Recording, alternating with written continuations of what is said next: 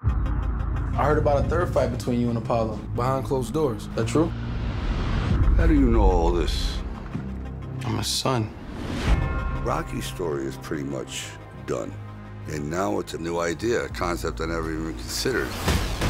It's about a rebirth of Rocky and this new character, Adonis Creed, a whole other generation. We all thought it was finished. Little did I know that there was a young man up in Oakland, California, that had an idea for a spinoff of Rocky that would create a whole new audience and continue on Rocky, but in a different way. How I got into this movie was through my father. My father's a massive Rocky fan. He can repeat all of the lines, line for line. He and I are real close, and I was an athlete growing up. What he would do is, before I have a big game, he'd make me sit down and watch Rocky 2 on VHS. Oh, yeah! And that was my introduction to the character and to the story. Yo, Adrian! Adrian! Years later, after I moved down to LA and met Sly, kind of pitched him the idea in the room, and I could tell he was kind of looking at me like, man, this kid's crazy, you know what I mean? I thought, how interesting that someone of this generation would like a story that started 2 generations ago. So then I started to become very intrigued. So you're gonna leave me too?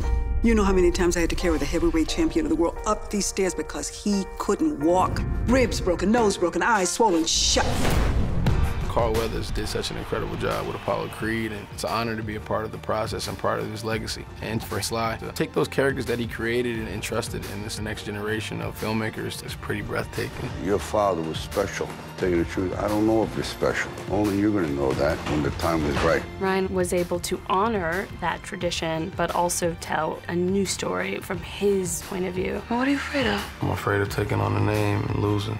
Call me a fraud. In this film, he's such a fresh voice that has something to say in a way that's human and honest. What's wrong with you? Hey, somebody help! Rocky's sick.